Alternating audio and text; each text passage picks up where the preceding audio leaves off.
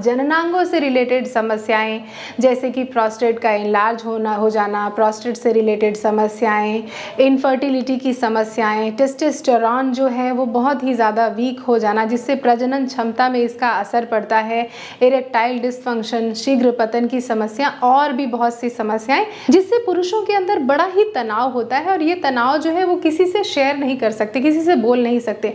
लेकिन आप एक काम तो कर सकते हैं ना कि आप योग का अभ्यास कर सकते हैं, और योग का अभ्यास जितनी जल्दी उम्र में करेंगे उतना ही ज़्यादा आपको फ़ायदा मिलेगा। ये आपको शारीरिक मजबूती तो देगा, मानसिक मजबूती भी देगा, और शारीरिक तनाव को कम करके मानसिक तनाव को भी कम करेगा, जिससे आप एक खुशहाल ज़िंदगी जी सकते हैं। सबसे पहला आसन जो हम करेंगे वो हम अपने हिप जॉइंट्स के आसपास जो ब्लड फ्लो है इसको इम्प्रूव करेंगे, क्योंकि ज़्यादातर जो स्ट्रेस होता है वो हमारी कमर के आसपास दिन भर एक जगह पर बैठे रहने से, टाइट जीन्स पहनने से, टाइट पैंट पहनने से, कमर के आसपास टाइट बेल्ट लगाने से, ये जो समस्याएं हैं, ये जो एरिया हैं, इनमें बहुत ही ज़्यादा कड़ापन हो जाता है। तो इस अभ्यास को करने के लिए आपको क्या करना है, आपको अपने पैर के दोनों पंजों को, तलवों को इस तरीके से एक दूसरे के साथ ऐसे जोड़ना है, ऐसे, ठीक है। और अब देखिए यहाँ पर बहुत ज़्यादा गैप लग रहा है ना, तो अब अपनी स्पाइन को आप सीधा कीजिएगा, ऐसा सीधा करने के बाद अपने दोनों हाथ की उंगलियों को ऐसे फंसाइएगा, और फिर उसके बाद एक टोपी जैसा बन गया, कवर जैसा बन गया। इससे अपने दोनों पैर के जो उंगलियां हैं, अंगूठा है, इसको आपने लॉक कर दिया। और लॉक करने के बाद फिर आप अपने घुटनों को जितना हो सके फ्लोर की तरफ पुश कीजिएगा, आपकी जितनी फ्लेक्सिबिलिटी हो। Then what you do, move your knees up and down like this, up and down, up and down. नीचे जाने दें, पूरा ढीला छोड़ें, ऐसे सांस लें, सांस छोड़ें, ऐसे सांस लें, सांस छोड़ें, धीरे धीरे बहुत कंट्रोल के साथ। जब आप ये अभ्यास करेंगे तो आपके जेनाइटल्स के आसपास ब्लड फ्लो इम्प्रूव होगा, वहाँ की मसल्स पर ब्लड फ्लो इम्प्रूव होने से वहाँ की अकड़न जो है वो कम होगी, और आपको बहुत अच्छे रिजल्ट्स देखने के लिए मिलेंगे इस तरीके से, बहुत कंट्रोल के साथ, ऐसा ऐसा ऐसा। और अगर आप नॉर्मल ब्रीदिंग के साथ अभ्यास करना चाहते हैं तो नॉर्मल ब्रीदिंग के साथ इस तरीके से, और ध्यान रखिएगा ये जो रेंज ऑफ मोशन है पूरी हो इस तरीके से, ऐसा ऐसा कंट्रोल के साथ। जब आप ऐसे धीरे धीरे अभ्यास करते हैं तो रेंज ऑफ मोशन उतनी नहीं होती है, और इसको पूरा उठाएं, ऐसे ड्रॉप करें, उठाएं ड्रॉप करें, उठाएं ड्रॉप करें, उठाएं ड्रॉप करें, ऐसा ऐसा ऐसा। जबकि कुछ दिनों का ऐसा अभ्यास हो जाए तो फिर ऐसे घुटनों को जोड़िए। हो सकता है कुछ पुरुषों के पेट बहुत ज़्यादा बड़े हों, तो कोई बात नहीं, जितना आप पैर करीब आ सके उतना करीब लाएं, और फिर इसको नीचे ऐसे पुश करें, ऐसे करीब लाएं, ऐसा, और फिर पुश करें, ऐसे ऐसे, join them together, push your knee down, join your knees together, push your knee down, ऐसा। ऐसा ज़रूरी नहीं है कि आपका पैर जो है जुड़े तभी ये अभ्यास हो पाएगा। पेट अगर ज़्यादा बड़ा है या स्टिफनेस बहुत ज़्यादा है तो यहाँ तक भी आए तो भी चलेगा, ऐसा ऐसा ऐसा। तो ये अभ्यास कितनी देर करना है, 1 मिनट कर लीजिएगा, इतना सफिशिएंट। अगर 1 मिनट का टाइम ना हो तो 30 सेकेंड कर लीजिए, ऐसा।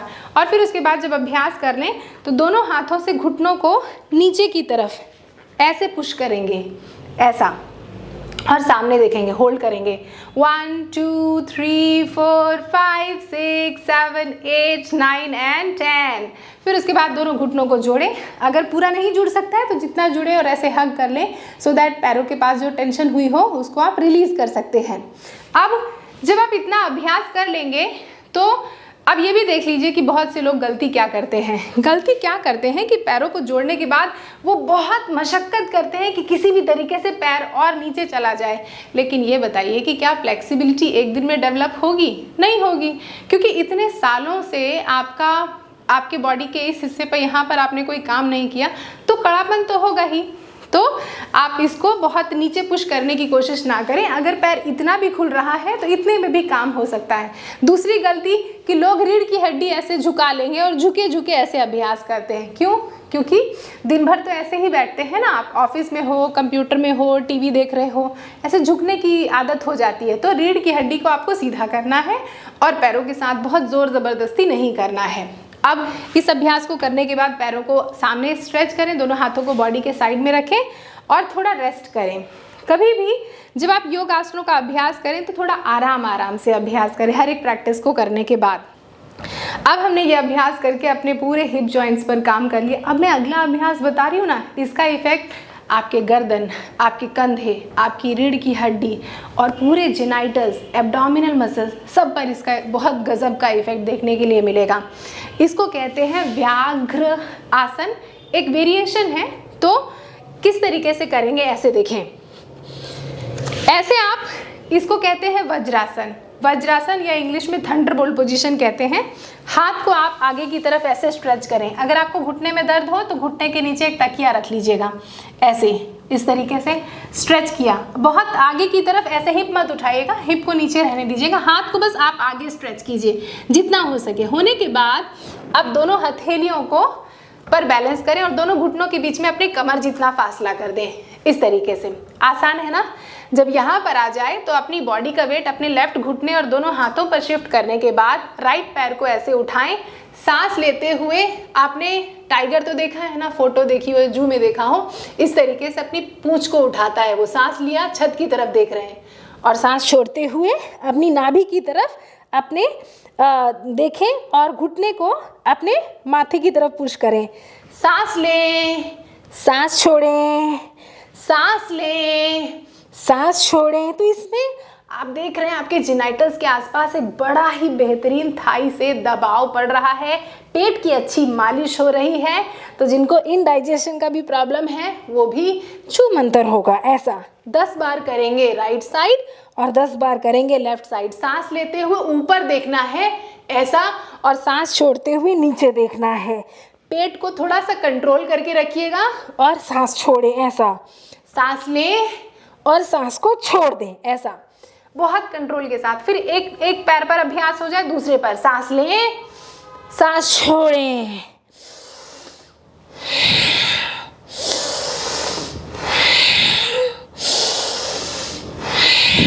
ऐसा। तो जिनको हार्ट की कंडीशन और लंग्स भी बहुत ज़्यादा सिकुड़े हुए हों, सांस लेने में समस्या हो, उनको भी इस अभ्यास से बहुत लाभ मिलने वाला है। पूरी रीढ़ की हड्डी लचीली होगी। दिन भर ऑफिस में बैठ के काम करते हैं ना, तो उसकी वजह से गर्दन और कंधों में भी दर्द हो जाता है। तो ये अभ्यास करने के बाद आराम से अपने योगा मैट पर रेस्ट करें। अब बहुत बार ऐसा होता है कि पेट बड़ा होने के कारण लोग इस तरीके से रेस्ट नहीं कर पाते हैं, घबराहट होगी, तो पैरों को अलग कर लें। इस तरीके से दोनों को अलग करें, स्प्लिट करें, ताकि थाई के बीच में आपका पेट आ जाए। और दोनों हाथों को ऐसे स्ट्रेच करें और हेड डाउन कर लें और रेस्ट करें।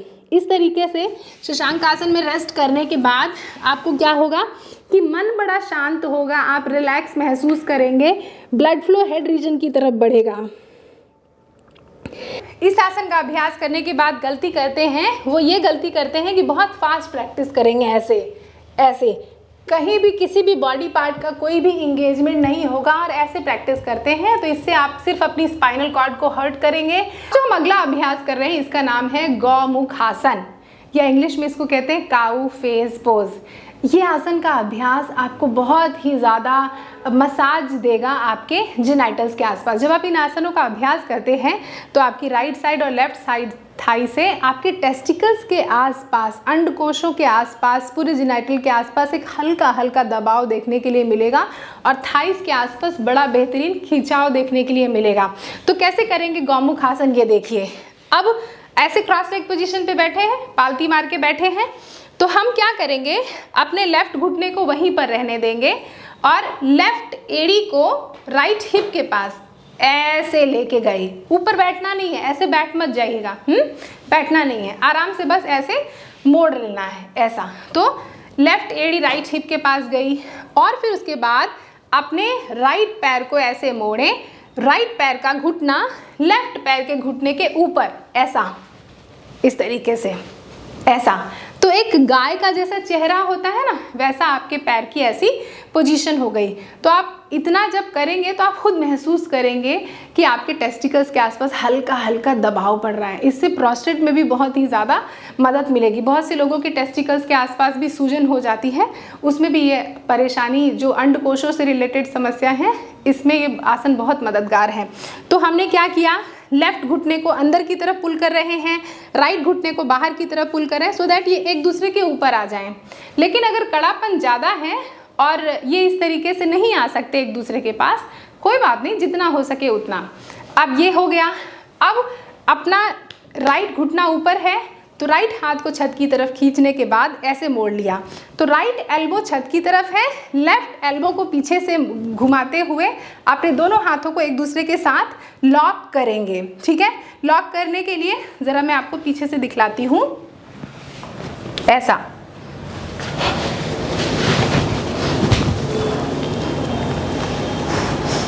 ऐसा।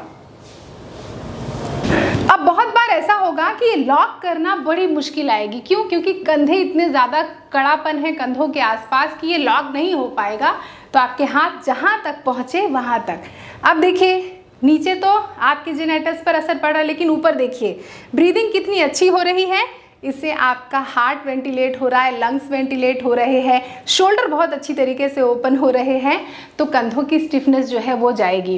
इस पॉस्चर को कम से कम एक साइड 10 से 15 सेकेंड होल्ड करें या 30 सेकेंड होल्ड कर लें, अगर ज़्यादा देर तक बैठ सकते हैं। और फिर इसी अभ्यास को दूसरी तरफ रिपीट करेंगे। ऐसा, एक दूसरे घुटने को एक दूसरे के ऊपर रखा।